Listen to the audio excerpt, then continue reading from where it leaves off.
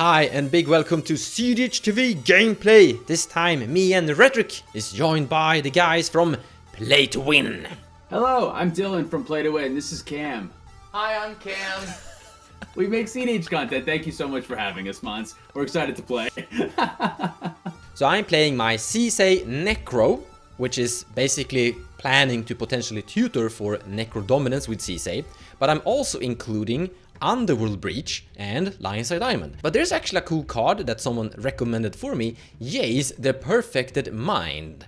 You see, he works like a similar brain freeze. Target player mills 3 times X cards, and with this, Jace will die, go back to grave, and you can loop him similar to how you would loop a brain freeze. And in the end, I kinda hate dead cards, so I'm kinda happy that I can replace brain freeze with Jace, and it's also something like Sisay could potentially tutor for too. Other than that, I'm also playing Deadpool, which I think is going to be great inside Sisay in general. Me, I am playing Pontus's version, Najeela the Blade Blossom. To be honest, I didn't really research what he's been doing with this deck. I just had a list from him, but I mean, a lot of the Najeela decks do the same thing. We're trying to smash over with infinite combat steps, but in this package, as one would expect with Pontus's builds, we have a number of other infinite combo packages, whether it's Grixis or anything that has to do with white and green. So, should be fun. This is, I don't want to say a generic build, but it's mid-range. It's a little boring-ish, trying to get infinite mana. Some of the new cards are Voice of Victory, Nature's Rhythm, trying that one out. Gifts Ungiven recently got banned, so along with Intuition and Gifts Ungiven, with the addition of Savine's Reclamation, there are a few piles that involve stuff like Devoted Druid with Hazel's Brewmaster, since Brewmaster can exile the Devoted Druid from graveyard. So there's a couple new one-card win lines, which I think is what this deck was actually kind of missing. So I'm happy to have those. We'll see how they are. I haven't gotten a ton of games in with them yet. But besides that, Timna Thrasios, mid-range, trying to grind. I'm playing Atali, everyone's favorite chunky commander tonight. This is everyone's favorite food chain commander, and I'm trying out a lot of really cool things. I'm also an Underworld Breach deck that doesn't play Brain Freeze, but instead I'm trying out Malevolent Rumble to see if that gets to do anything. But I'm really just trying to get Chunky out as quick as possible and copy him with Molten Duplication effects, or copy his Enter the Battlefield trigger with a Roaming Throne or something like that, and see how good Lionseye Diamond is for me. So that's going to be my goal for the day. I can't wait to play all these cards. They're all great. I'm actually kinda happy with this hand. We have Ragavan, and then we have Fabro Elder on turn 2. And with Ragavan and Fabro Elder, we have 4 mana. Or, well, Fabro will tap for free, which is Naya, which is great. We then have Chromox. I think we're just gonna sacrifice Force of Negation here, potentially. Unless we draw a blue card. 2 lands, feels good. Hope to draw more lands in the future. You could mulligan, but Fabro Elder in the end is a 1-card combo inside Sisay. So I'm gonna stick with this, especially also considering that we're boosting Sisay to a 3/3 on the go with Ragavan immediately. This looks like we're going to have the typical clean, slow and steady Sisay games. Alright, this first 7, definitely solid. I mean, I can get Najeela on turn 1, which is great. I have an Underworld Breach, which is also great for later on. While I might be lacking some packages, I think being the third player, having Mental Misstep and so forth could be useful. Again, just kind of proposing at that like pretty early on with Najeela might be pretty good. So I'm going to go ahead and keep this first hand. Why not? Here's my hand. Here's what I'm keeping. Flooded Strand, Bloodstained Mire, Soul Ring, Deathrite Shaman, Touch the Spirit Realm. It's a 5. Cards I'm putting to the bottom are Mana Confluence and Thassa's Oracle. I want the fetch lands for Deathrite Shaman, and although Thassa's Oracle is half of a combo piece, that's good. My opener, it's nothing. You know what I mean? It's basically nothing until I find the other half. So although I don't really want to play the police with Touch the Spirit Realm, if I have to potentially not die to Cameron due to his fast start, Touch can be helpful there. So I'm putting to the bottom Thassa's Oracle and Mana Confluence. Either way, I think this is okay. It's mana. I'll find a plan. Thrasios and Timna, they'll draw me out of this mulligan, I think. All right, so I mulliganed to 6 for this game. This deck, Atali, mulligans really well, so I was super prepared to have to go even lower if I needed to, but I ended up finding something that I think is going to work out pretty well. What my plan is to do, I think what we want to do is be able to get kind of like everything down on turn 1. So we'll be able to go Wooded Foothills into a Taiga, use Simian Spirit Guide to get Soul Ring, and then have Soul Ring get Felwar Stone, so that gives us 4 mana on turn 1, with also the ability to use our Taiga and Felwar Stone to cast Sylvan Library to help really refuel us. so we can have at least 5 mana going into turn 2. And if we end up drawing one of our 3 mana makers, like I feel like Mana Vault is going to be a perfect draw. LED would be a perfect draw. We got a lot of good things that can come from this because of the Sylvan Library. So I'm just going to try to empty my hand out on turn 1, see if it sticks, and then try to refuel from there. So I'm really excited about this. All right, I'll start. Here's a draw. We'll start off with a Wooded Foothills. And I'm going to crack it right away, going down to 39. And we're going to go find... Ooh, Taiga is right here. Exile Simian Spirit Guide for a red, and I'll cast a Soul Ring. I'll use the Soul Ring on a Felwar Stone, and then I'll cast a Sylvan Library. And then if that's good, I will pass. Go to my turn. I will draw a card. Here's Bloodstained Mire, and I'll crack it and go to 39. I'll find Underground Sea, and I'll cast Deathray Shaman. That's okay. I will pass my turn. Take my turn. My turn is a Taiga Lotus Petal. Large Lotus Petal for a black. Cast Dark Ritual.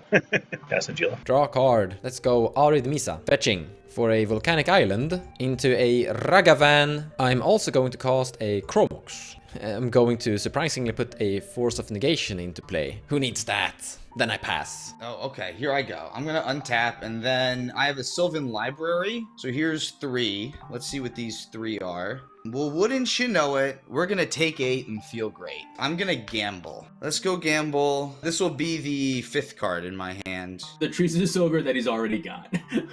I'm guessing Treasonous Ogre. Yeah. Oh man, we're giving him ideas. Don't say anything. He was probably gonna get something. Guys, I didn't think about that card. Hold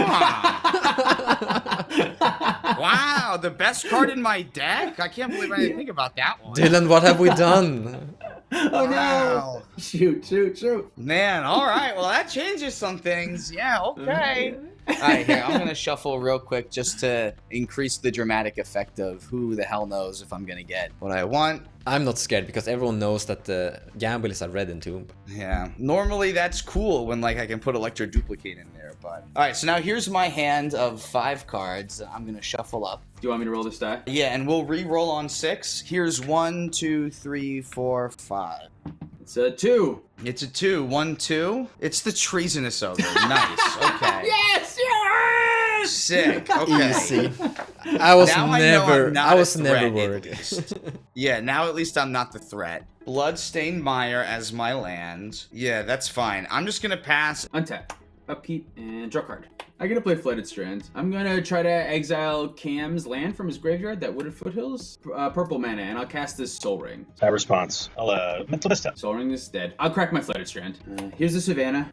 I'll play Thrasios. Thrasios is okay. I will pass my turn. Exotic Orchard is land for turn. Step 2, cast a Talisman of Curiosity. The beginning of your combat. Are you planning on attacking me? I have a bolt I'm gonna try to use on you if you say yes. Oh, jeez. If you go elsewhere, yeah, I'll say yes. Yeah, I won't use it if you're trying to go elsewhere. Care about 3 damage? 4 damage? I have a Sylvan Library in play. Every damage matters. Yeah. Fair. Okay. Moving to combat, I'll take a Dylan for 3. 4, I guess. Yeah. Okay. I'll block a warrior. Take 3. And then I pass. Draw a card. Verdant Catacomb. Sacrifice that. Finding a Bayou.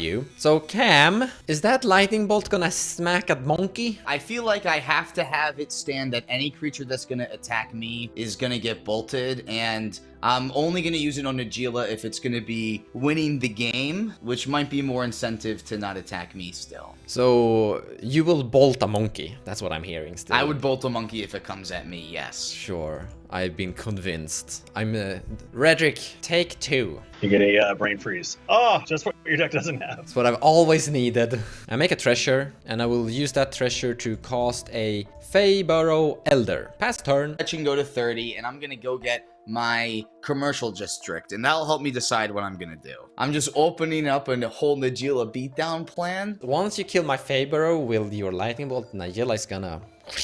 Yeah. No, I like this idea of being able to bully everybody with this lightning bolt so far. So far it's been more powerful in my hand than out of my hand. Let's take a look at a surveil. I'm going to put the card over here that we're surveilling so that everyone can see what it is. By everyone, I meant the audience, but you're all going to see it anyway because it's this arid mesa. All right, let's go to my turn. Have a Sylvan Library trigger. Here's 1, 2, 3 cards. Those are the cards on top of my library? Sure. Okay, so out of the 3 cards, I'm only going to keep 2. leave it there, so I'll only lose 4 life. Pisty Rainforest here, a Misty Rainforest. I'll pay 1 mana for Utopia Sprawl and put it on my Taiga, and then 1, 2, 3, 4, 5, I can cast the Wandering Archaic. Pass the turn. Untap, upkeep, and draw card. All right, so this turn, I know I'm playing this, the Misty, and I wanted to potentially hold up the Gifts Ungiven, but now with the Wandering, I don't think I want to do that. So my options are do Timna and draw a card, and hopefully the card that draws something good, or hold up Touch the Spirit Realm. Like, I want to touch the turn before I Gifts, and I don't think I even want to Gifts next turn, because this is an expensive Gifts deck. Like, I need 8 mana afterwards, and I'm not going to have that for a while. I don't think that I can play the Police on a 5. I don't think that, like, that's a winning strategy. If I, like, don't die, if I save was due to the touch, I don't know that I win that game. So maybe I have to like make sure I get ahead. So I'm gonna just cast Timna and hope that I draw something good. I'm gonna play this Misty Rainforest. Does anyone have a land in graveyard? I don't think. Oh no, Cam has the Arid Mesa here. Cam, I'm gonna exile your Arid Mesa, white and a black, and I'll cast Timna. I'll go to combat. Najeela, you're open. Coming your way for 1. The blocks. Take 1. Main 2, I will lose life from Timna and draw a card. And that's it for me. I will pass my turn. Take my turn. My turn is a Bayou, and I'll pass Kutzel. I guess you can still do it on his turn, because he's gonna, I mean, he still has to cast his Sisay, I guess. I don't know. That's the thing, like, he has to put something else on the stack, but then he'd get access to that mana. I'm gonna pass on this if you're passing. Nah, I'm gonna take your bait. I think I'm gonna try to, because I was planning on doing it this turn cycle anyway. Don't get me wrong. This isn't always your idea, but I Don't think, let I think, Dylan talk you right, into though. this, Cam. Resist him. Misty Rainforest, go get a Stomping Ground that'll come to play untapped, and then we will fire off a Hadoken onto the Fabro Elder. It's dead. My man. Yeah, Kutzel. We good on Kutzel? The Najeela resolve the Kutzel. Why didn't we Lightning Bolt the Najeela, who has a Kutzel instead? I don't know. I'm trying to Atali on my turn, I guess. That's my line. Move to combat, and Mons, I'll hit you back for 4. I take 4. Yep, after that I'll pass. I will go to my turn and draw a card. Dylan! Do you want to trade Timna with Monkey? I'm coming at you. Absolutely not. We need help against stopping Cam on Atali now. I hope you get something good. I'll take 2 damage. Ready? I'm ready. Give me something good. Oh, fuck. Not that good. Not that. It's good, but... Oh, man. Okay, well, yeah, I don't want that anyway, so whatever. Hazel's Brewmaster is the card, and it is exiled. I have a Faber in my graveyard. Wait a minute. That's actually really good. Wait, right? That's actually really good? Wait, it's even bigger now because it's black? Question. Because it's a food. The food is not a creature. Food you control have all the... Wait, this thing has to be alive for the food to have that ability. So if you kill Hazel, the food token... So you can still interact with it, but it's a 4 toughness body. Yeah. But this is black and it's yeah. legendary. It is not legendary, but it is black. Oh, sorry, it's not legend. No, never mind. But it's black. So Faber will tap 4. And it will make a food which can tap right away. So the food can tap right now. It costs 4 mana to... This is a no-brainer. We're casting it. Yeah, this is actually really good. I didn't fully realize how good it was. Why did I tell you to kill the Faber Elder, Cam?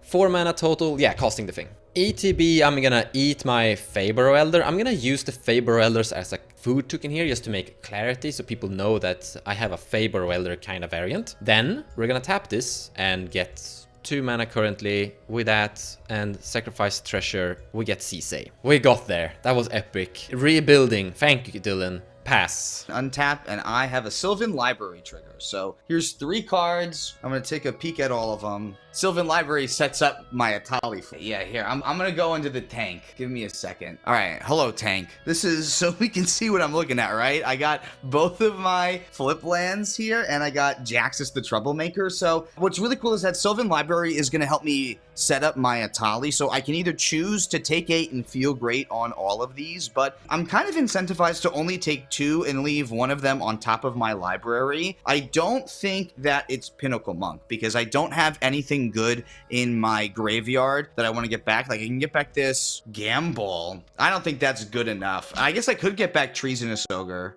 I can't get back Treasonous Ogre because it can only be an instant and sorcery. So no. So I think what I want to do is I want to Disciple of Frailes, but it goes at odds with the Jaxus the Troublemaker thing that I'm trying to do. Even though gaining 7 and drawing 7 does feel like it would be really good, I'm tempted to almost be like, maybe I would do something else with it. But because the problem is if I sacrifice Atali now, I can't like make another copy of Atali. Like now I have to find 5 mana mana. No, I have to find 9 mana to get Atali back out. I'm only going to have 1 floating after this, and Treasonous Ogre's in the graveyard. My life total is already weird, but I think this is just the best thing to do, so I think I'm just going to do it. And we're going to see what cards I draw. I'm going to keep 2 cards and lose 4 life, going to 19. I'll play my land. That's the Snow-Covered Forest. This is 1, 2, 3, 4, 5. And say, that's a chunky. All right, if everyone could please exile the top cards of your library until you reveal a non-land card. Okay, so I found a Disciple of Freyalise from me. I found the One Ring from Dylan. I found a Silence, and then I also found a Marilyn the Morn Song. All right, so I'm going to cast the One Ring, then Disciple of Freyalise, then Silence, and keep Marilyn the Morn Song in exile, so that the 3 spells I am casting are all going to go and resolve in the opposite order that they're being cast in. Silence is good. Then Disciple enters. I'll sacrifice Chunky, because I also gain 7 life. Gain 7, draw 7.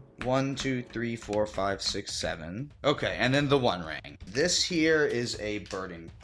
Here's my card. Like, Metamorphosis is like the best card that we have. And the problem is that I can only use it to cast creature. There's at no good point where I can like dual caster mage or use like this Flare of Duplication now in order to copy it to get enough mana. Because I can get to 7 mana. But then what? Like I Pinnacle Monk and get back something that I can't cast? What do I do with it? I make a Jaxus, but then I don't have another way to cast it. Like, yeah, so that's the problem. Like, because I don't have a red creature right now to sacrifice the Flare, I do potentially have access to a ton of mana on my next turn. So I am going to continue. I'm going to cast a Metamorphosis, sacrificing my Disciple to make 7 red mana. Cast this Pinnacle Monk. I thought it was Gamble, but it might just be the Metamorphosis, because I only have 2 red left for creatures. I'm going to get the Gamble. That's got to be wrong. I'm getting the Metamorphosis back. It's fine. No, I think this is fine. I'm going to go 1, 2, 3, 4, 5, 6, 7, and move to my discard. And we're going to bin Shifting Woodlands and Delighted Halfling. I will untap, draw a card. Here's Command Tower as my land for turn. Yeah, let's just pass. By you, cast a Tinderwall. 2 cards in hand. Go ahead. Draw a card. Marsh Flats. Sacrifice that. I'm finding an Underground Sea. You know, Dylan, I feel with you. My Ragavan wanna punch too. I am going to pass turn. I'll lose 1 for the One Ring, go to 25. And here's a Sylvan Library trigger. 1, 2, 3. These are my Sylvan Library cards. Only keep 1 of them, this one, and I'm gonna put these 2 back. Yeah, it is a dumb idea. I'm gonna only put 1 on top. Take 4. I'll cast a Lotus Petal. Let's play Cradle as my land. Let's draw 2. I can't wait to discard those cards. 2 mana, Goblin, and Narcomancer. I'm gonna go to my end step. Go to 31. I'll go search. I'll find... Here's a Bayou. I'll activate Thrasios in your end step. I'll bottom that and reveal. Boseiju comes into play. Here's Squee the Immortal into my grave. Untap, draw card. I'll play Gemstone Caverns as my land for turn because I think I'm in the same situation if there's no real great attacks. Mons, I feel like I could offer you a monkey trade, but I don't think that's a good deal for me. Last time you took my Hazels. You have a point. I'll cast Kinnan. Kinnan's okay. It does nothing. Then that's it for me. I'm just gonna pass my turn and then remind everyone of the Kutzel thing again. Take my turn. Well, we've been saying this all along. The board is clogged up, fellas. So somebody just win. Pass. In the end step, I am going to activate the boss. I'm gonna find Laviniasaurus Renegade. Obviously a really good card versus a big dino. Go to my turn, untap, draw a card. I wanna move to combat. I wanna attack Dylan with my Sisay 5/5. Yeah, I have no effects. I'll take 5. Go to 26. Before blockers, we're going to activate Sisay. Oh, brother. Before blockers, you're gonna... Oh, this finds Derevi. Here, I'll just do this. It's alright. I'm gonna Gemstone and Savannah. I'm gonna touch the Spirit Realm right now. I'm gonna channel it, and I'm gonna try to target the Fabro Elder food token to exile it. Since that's a token, at least it won't come back, and I think this is gonna be the best target for this kind of no matter what you guys have, so... This is the part where if I top decked a land, It would have been really good. I'm so glad that I probably should have done it before in case you did top deck the land, but... I could have put a CC activation in response to this. That would have been amazing. I was literally hoping that you would by accident do this before my CC activation when I attack you, but you didn't. No, I waited. I have no response to this. So in the end, my Feyburrow food token will disappear as it is a token. So I want to be able to activate Sisay later, but the problem is I have 4 mana. So I'm going to find Gaia's Cradle. I actually don't really care that it's tapping for like 1 billion green at the moment. I just need the magical pip of 5 so I can activate an instant speed potentially on Cam's turn or Dylan if they, or well, Rhetoric, if they are trying to win the game. As I don't win now, I want to be able to like survive the turn cycle, pass turn. So I'll untap. I will lose 2 to the 1 ring, and then here's a Sylvan Library situation. Let me take a look at these 3 cards. I mean, like, whoa, there goes my ulcer. I'm gonna take them all. I'm taking them all. Take 8, feel great. I'll play a City of Brass as my land. And I'm gonna cast a Mana Vault. Atali cost 8, because I've cast him once, and a Narcomancer makes him cost less. A red here, floating a red, to blitz Jaxus. As a blitzed creature, he has haste. So what I'll do then is use this red that I have floating and discard this Mana Geyser. This card sucks. I'm taking it out of the deck. A good thing I just talked about it in today's podcast. And I'm going to try to make a blitzed copy of Pinnacle Monk. So when that enters, I will put Lightning Bolt back into my hand. In response to the Pinnacle Monk trigger, I am going to exile the Lightning Bolt with Death by Shaman to have each opponent lose 2 life. Use a green for a Worldly Tutor. I think I'm going to find Fury. So there's a shuffle. Fury goes on top. And then I'll try to draw 3 cards. 1, 2, 3. And I have to hard cast Fury or he gets exiled. Red, and then 1, 2 colorless. So I'll float 2 colorless for a 4 mana Fury. I feel like an idiot because if I had done that, I have a CC activation. White, black, red, blue, green. Problem is I tapped Savannah instead of Bayou, so I don't have white. Otherwise I could have activated CC and saved the day. I have no response to this. Fury ETBs. I'm going to deal 2 damage to Lavinia and 2 damage to Najeela. I think it's time to tap Cradle. 1, 2, 3, 4, 5, 6 green mana. I think that's an okay ritual. Metamorphosis to get rid of my... The token copy has a mana value of 5, so I would still exile it for 6 mana, right? So I'll cast Metamorphosis, getting rid of my Pinnacle Monk copy. That'll make me 6 red, and 1 of this colorless. Heat Shimmer my Wandering Archaic, holding priority, using 2 of the red from Metamorphosis to cast a Dualcaster Mage. Would you like to pay 2 or let me get a crop rotation? I unfortunately cannot, which means you will have to get a crop rotation too. My backup plan is to cast Atali. I think we're finding out that the Fury might have been bait. My land of choice is Caverner Souls, naming Dinosaur. You guys all like Gaia's Cradle so much, I'm going to try to get 1 Thrasios activation and see if we can luckily find a Mindbreak Trap or something. Here's a Gaia's Cradle. Here we go. Here's a cut. Here's 4 mana. I'm going to try to activate Thrasios. I'll look at the top. That's not anything. I'll reveal a Mental Misstep. Okay, whatever. Mental Misstep in hand, then I pass. Dualcaster Mage is on the stack with my Heat Shimmer targeting the Wandering Archaic. I can have Dualcaster enter and target the Heat Shimmer that's on the stack. And then that way I can make a copy of the Heat Shimmer so that the copy of Heat Shimmer targets Dualcaster Mage, which will create a new Caster Mage that can target the original copy of Heat Shimmer that's still on the stack. So this loop will allow me to create infinite Dualcaster Mages that have haste. And then what I'll be able to do is go to combat and attack you guys to death. Yeah, these kind of pods are really tough to figure out with Atali, but Wandering Archaic has been a more recent addition that I've put in that just ultimately ends up being a staple. And it's one of these cards that,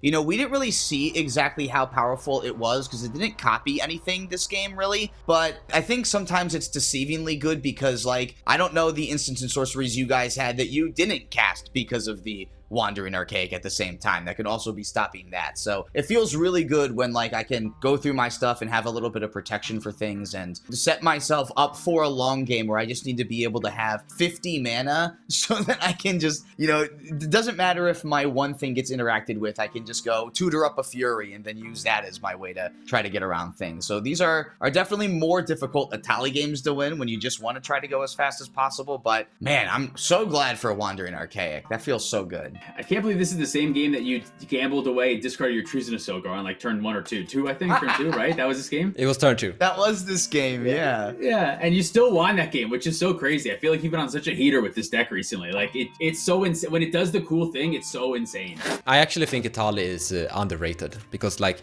Yeah. the power of decks these days is pretty good. So the flips you're gonna get is pretty good in general. Like he got the One Ring, you got Silence. And what was the third card? And then his own thing, draw 7. Draw 7. My draw 7 with Pretty good. the Disciple of Freyalise. Yeah, it felt great. Initially, I didn't want to exile your Lightning Bolt with the Death Red Shaman because my thought was I can crop rotation and then Gifts Ungiven, pay the 2 mana for the extra gifts in your end step and just still get a Gifts Ungiven and then untap with the Gaia's Cradle in play and a Savine's Reclamation with Basalt Monolith in the graveyard with Kinnan already there and then probably like a Grand Abolisher. So it could be, I think, I didn't do the math on if I would have enough mana for it, but I think I would have been able to have a protected win on the following turn had you have not presented wins. But once you were taking the Lightning Bolt, I kind of agreed with Mons that like, all right, you are going to go for the win. I have to do something. And the gifts doesn't do anything against you. Like I could look for counter spells, but then you get to look for other stuff too because you get to copy it. Maybe I should have tried to do that instead and just gifts for counter spells and try to have you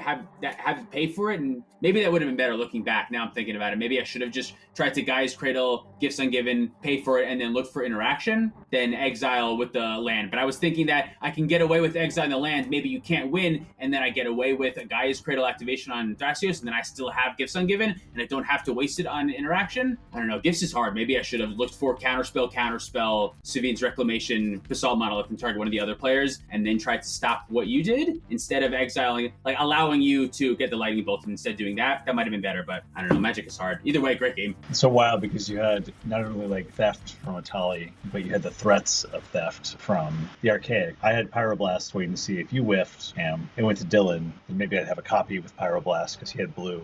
But I could pay for my Mystical Tutor, copy and use that. So it was just kind of a matter of waiting. I was missing a land drop. One land drop away and I would have won. Or, I don't know. Maybe there's more interaction in the end, but that touched the Spirit Realm. One more land in that position and I could have activated the top of it. And well, yeah. Looking at Cam's hand, the Gifts Ungiven line, I don't think would have made a difference anyway because you did have Deflecting Swat and a Flare of Duplication, but that would have been better, right? I should have just Gaia's Cradle. I should have just crop rotation for Gaia's Cradle and then Gifts Ungiven and pay the 2 extra. And look for like Fierce Guard, when you go for the dual caster line, look for like Fierce Guardianship, Deflecting Swat, Savine's Reclamation, Basalt Monolith, and then hopefully one of you guys give me Fierce Guardianship and Deflecting Swat, and then try to stop that. Well, here's the thing though, like even if you do that, you paid for the gifts, so I don't get the gifts, but now you're tapped out, so you have free counter magic, but you still get your counter magic stopped by Wandering Archaic hitting it back at you. Right, so, like, yeah, even if you... because no matter what I get, I'm tapped out. Okay, yeah, dude, yes, you're 100% right. It still wouldn't have made a difference. This is actually something we talked about a little bit, the power of Etali in the late game, because if you interact with Etali goes to the command zone and it comes back again. They just do it again. Yeah, it's like it doesn't stop. Inevitability. Yeah,